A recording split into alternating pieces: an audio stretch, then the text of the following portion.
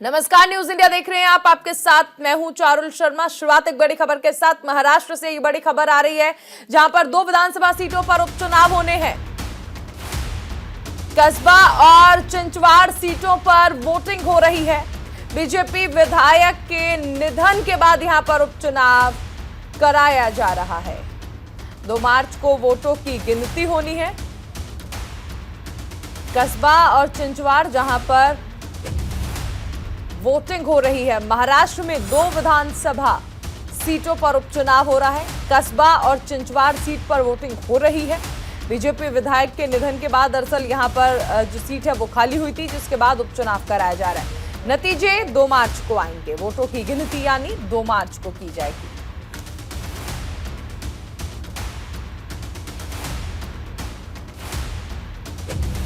महाराष्ट्र में आज उपचुनाव हो रहा है 2 विधानसभा सीटों पर।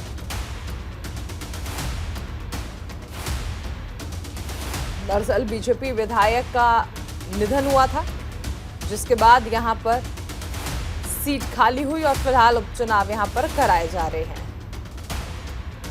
वोटिंग देखिए इसके लिए शुरू हो चुकी है। इसके साथ ही 2 मार्च को वोटों की गिनती की जानी है। महाराष्ट्र में 2 विधानसभा सीटों पर वोटिंग है। 2 मार्च को ये गिनती की जानी है। फिलहाल वोटिंग शुरू हो चुकी है।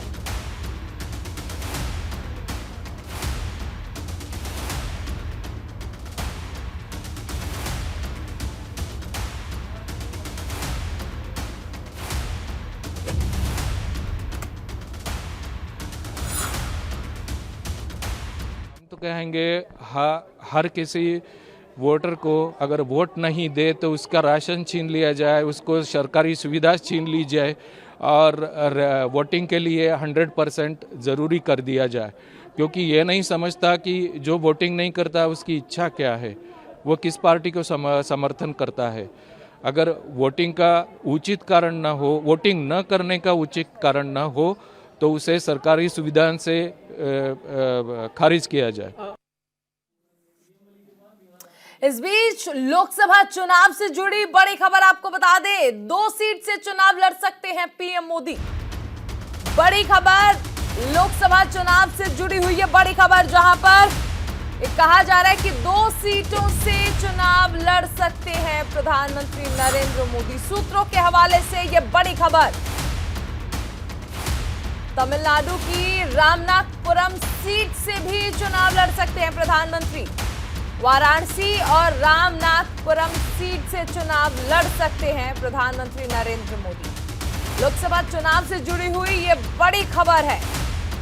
प्रधानमंत्री नरेंद्र मोदी 2 सीटों से चुनाव लड़ सकते हैं। सूत्रों के हवाले से ये जानकारी निकलकर सामने आ रही है।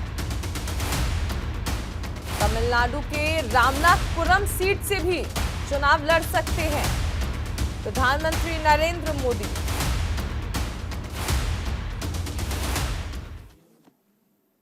एक बड़ी खबर बिहार से आ रही है, जहां पर हाजीपुर में बड़ा हादसा हुआ है। सड़क निर्माण के प्लांट में आग लग गई है। बड़ी खबर बिहार के हाजीपुर में बड़ा हादसा हुआ है। सड़क निर्माण के प्लांट में आग लग गई है। फायर ब्रिगेड की कई गाड़ियां मौके पर मौजूद हैं। बिहार के हाजीपुर से ये बड़ी खबर, जहां पर बड़ा हादसा हुआ है।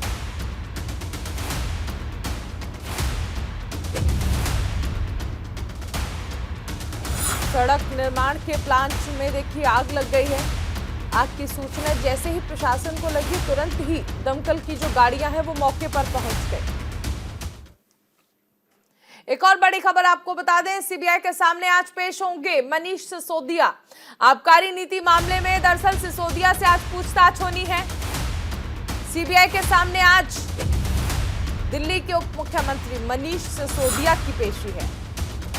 आबकारी नीति मामले में सिसोदिया से पूछताछ होनी है। बीजेपी की ओर से कथित भ्रष्टाचार का आरोप जो है वो लगाया गया है। सीबीआई ने सिसोदिया को अब से पहले 19 फरवरी का समय दिया था। हालांकि इस दौरान सिसोदिया पेश नहीं हुए थे और सीबीआई से 1 हफ्ते का वक्त मांगा था। दरअसल ये कहा गया कि बजट की तैयारियां चल रही है। और ऐसे में मनीष सिसोदिया सीबीआई के सामने पेश होने में असमर्थ हैं।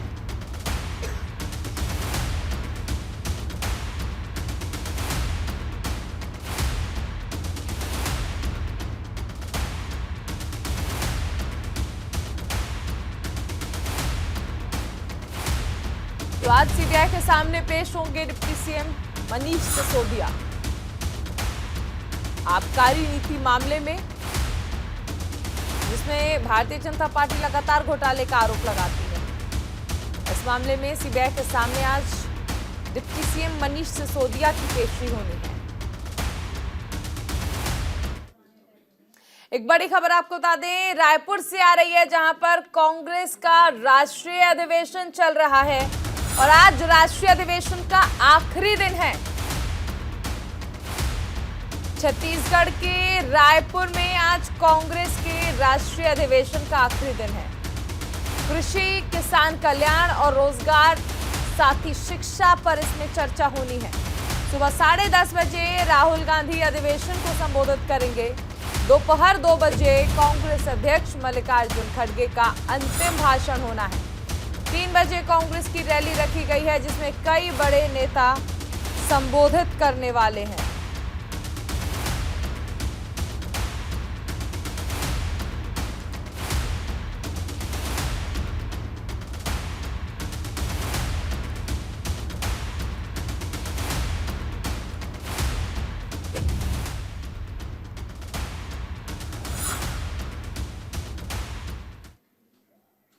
एक और बड़ी खबर आपको बता दें, आज प्रधानमंत्री नरेंद्र मोदी मन की बात करने वाले हैं। सुबह 11 बजे इसका प्रसारण किया जाना है। आज मन की बात करेंगे प्रधानमंत्री नरेंद्र मोदी। सुबह 11 बजे इसका प्रसारण किया जाएगा। मन की बात कार्यक्रम के 58वें एपिसोड का आज प्रसारण होना है। इसके लिए प्रधानमंत्री की ओर से लोगों से सुझाव भी मांगे गए थे। सुबह 11 बजे आज इसका प्रसारण होना है।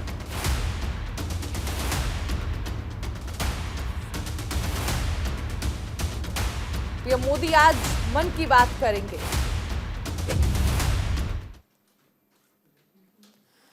इस बीच उमेश पाल हत्याकांड से जुड़ी एक बड़ी खबर आपको बता दें, आज अतीक अहमद से हो सकती है पूछताछ। उमेश पाल हत्याकांड में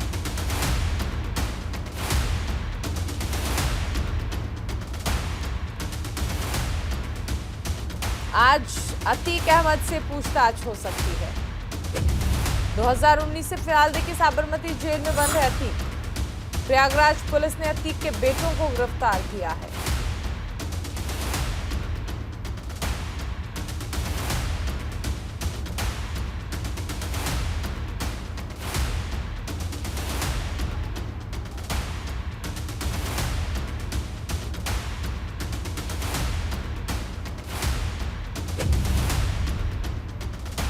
तो आज ये पूछताछ हो सकती है अतीक अहमद से।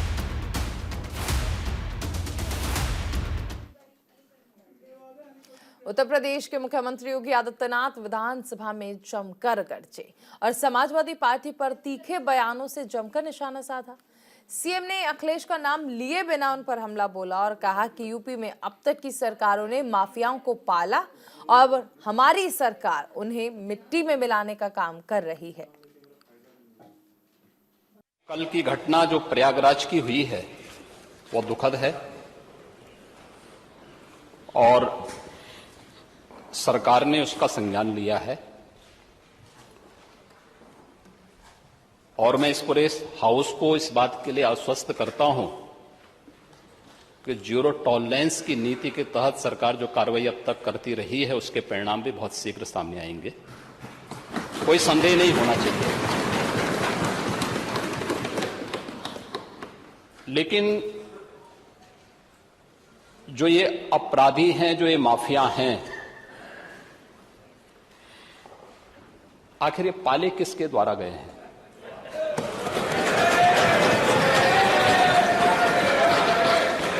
बात जवाब आ जाए। ये जब अभी आपका नाम तो नहीं जिस लिया कि आपने माफिया के खिलाफ जवाब आ जाए। जिस माफिया के खिलाफ वो जो भी हो, जिसने भी किया, किसी का नाम तो नहीं लिया ना, किसी का नाम ये तो सच नहीं लिया। नहीं कि समाजवादी पार्टी ने उन्हें सांसद बनाया था, ये सच नहीं है। आप अपराधियों को पालेंगे, प्रदेश पार्टी जिस किसी भी पार्टी का रहा हो, क्या चाहिए बताइए, क्या अपराधी भी था, किस पार्टी का था, किस पार्टी का था? आप सारे अपराधियों को पालेंगे, उनको माल्यार्पण करेंगे और उसके बाद तमाशा बनाते हैं आप लोग। एक तरफ अपराधियों को प्रश्रय देंगे, उन्हें गले का हार बनाएंगे और दूसरी तरफ फिर दोषारोपण भी करेंगे। मैं उन्हीं पे आ रहा हूं, उन्हीं बातों पे चर्चा करने के लिए आ रहा हूं। हमारी पार्टी में आप बताइए किस पार्टी का सदस्य है, क्योंकि बहुजन समाज पार्टी से आपकी दोस्ती है, इसलिए बहुजन समाज पार्टी का नाम नहीं ले रहे आप। हम भी उन्हीं बातों पे कह रहे हैं। क्या ये सच नहीं कि जिस अतीक अहमद के खिलाफ पीड़ित परिवारों ने मुकदमा दर्ज कराया, उसके परिवार के खिलाफ, वह समाजवादी पार्टी के द्वारा पोषित माफिया है और उसकी कमर को तोड़ने का काम हमारी सरकार ने किया है। और फिर मैं कहता हूं इसी इस माफिया को मिट्टी में मिला देंगे। सरकार किसकी है?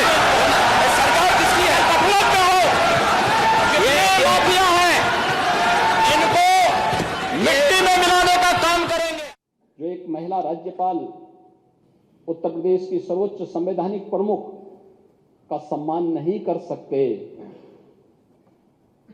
मान्यवर उनसे ये उम्मीद करना कि वो प्रदेश की आधी आबादी का सम्मान करेंगे, ये तो उनके शासनकाल के समय हुआ ही था, जब स्टेट गेस्ट हाउस की घटना घटित हुई थी।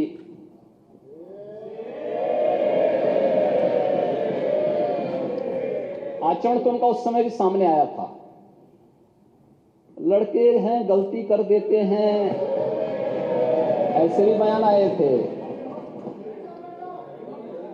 ऐसे ही अन्य तमाम वक्तव्य उस समय आए थे। महोदय, वे लोग लोकतंत्र की बात करें, मुझे बड़ा आश्चर्य होता है। ये किसके गुरु हैं? यानी यह गुरु किसके हैं? यह बड़ी आश्चर्यजनक स्थिति है। और महोदय, मुझे देख करके बड़ा आश्चर्य हुआ। ये लोग प्रदेश के अंदर सुरक्षा की बात करते हैं।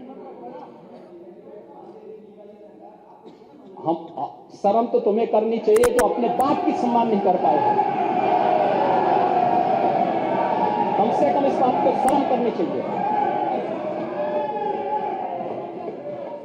किस प्रकार का आचरण होना चाहिए?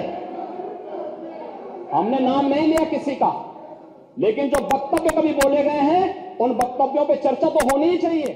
मैं कह सकता हूं इस बात को, कहते काबा उत्तर प्रदेश में, अरे बाबा बा ना, उस नहीं तो हमको है।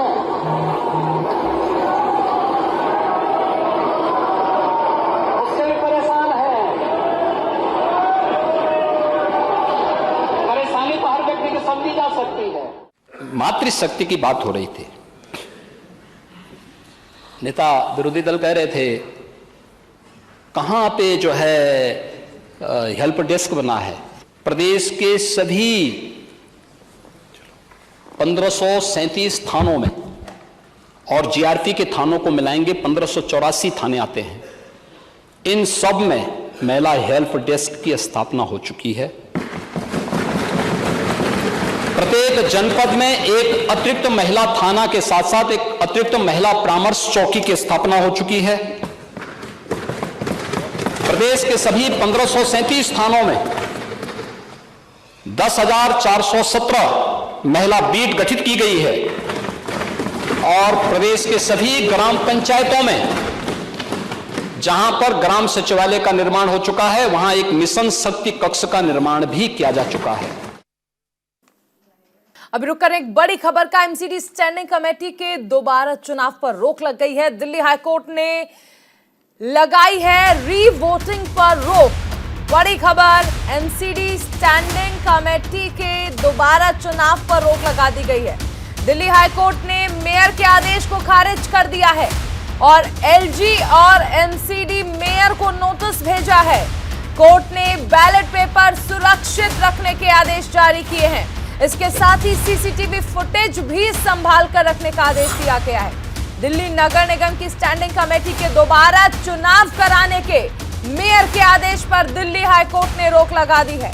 कोर्ट ने बैलेट पेपर, जरूरी डॉक्यूमेंट्स और सदन की सीसीटीवी सुरक्षित रखने के आदेश जारी किए हैं। जस्टिस गौरांग कांत ने मामले की सुनवाई के दौरान कहा कि पिछले मतदान के रिजल्ट की घोषणा किए बिना दोबारा इलेक्शन की घोषणा करना नियमों का उल्लंघन है। बता दें कि मेयर शैली ओब्रॉय ने स्टैंडिंग कमेटी के 6 मेंबर के चुनाव दोबारा कराने के आदेश दिए और उनके चुनाव में लगातार 2 दिन जबरदस्त हंगामा हुआ। शुक्रवार को आम आदमी पार्टी और बीजेपी पार्षदों के बीच जमकर मारपीट हुई है। हंगामे की शुरुआत तब हुई जब मेयर शैली ओब्रॉय ने एक वोट को अनवैलिड कर दिया। इस वोट को इनवैलिड जैसे ही करार दिया गया, उसके बाद वहां पर हंगामा शुरू हो गया। एक बड़ी खबर आपको बता दें, एफएटीएफ की पाकिस्तान पर इस वक्त कड़ी नजर है। एफएटीएफ ने पाकिस्तान को चेतावनी भी दी है। एफएटीएफ यानी फाइनेंशियल एक्शन टास्क फोर्स साफ चेतावनी दी है पाकिस्तान को। टेरर फंडिंग से बचे पाकिस्तान। टेरर फंडिंग पर नजर रखने वाली वैश्विक संस्था एफएटीएफ ने पाकिस्तान से कड़े शब्दों में चेतावनी दी है। एफएटीएफ ने साफ कहा कि पाकिस्तान के आतंकी संगठनों को आर्थिक मदद रोकने के मामले में उसकी कड़ी नजर है। बीते दिनों पाकिस्तान में हिजबुल मुजाहिदीन के कमांडर सैयद सलाउद्दीन को खुलेआम घूमते देखा गया। दरअसल सलाउद्दीन किसी आतंकी के जनाजे में शामिल होने पाकिस्तान पहुंचा था और इस पर एफएटीएफ ने आगाह किया है कि चाहे वो कितना भी कोशिश कर ले, संस्था की नजरों से बच नहीं सकता। संगठन की नजर पाकिस्तान पर बनी हुई है।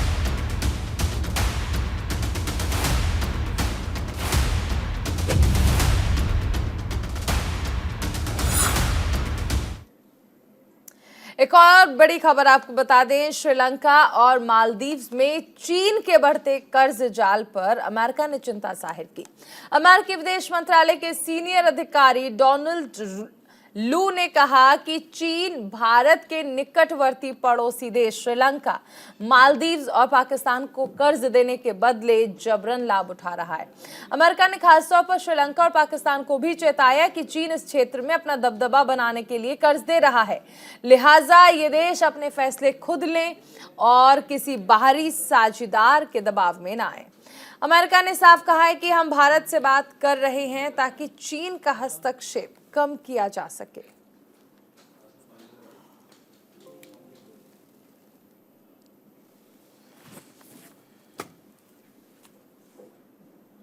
तो श्रीलंका और मालदीव्स को नसीहत दी है अमेरिका ने।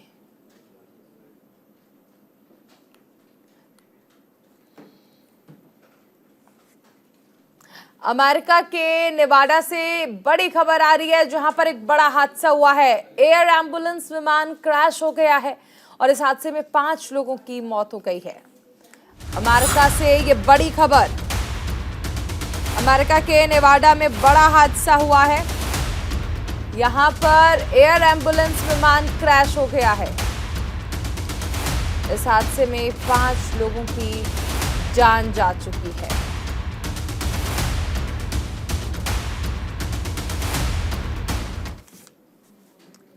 और इसी के साथ इस बुलेटिन में फिलहाल इतना ही। आप बने रहिए न्यूज़ इंडिया के साथ।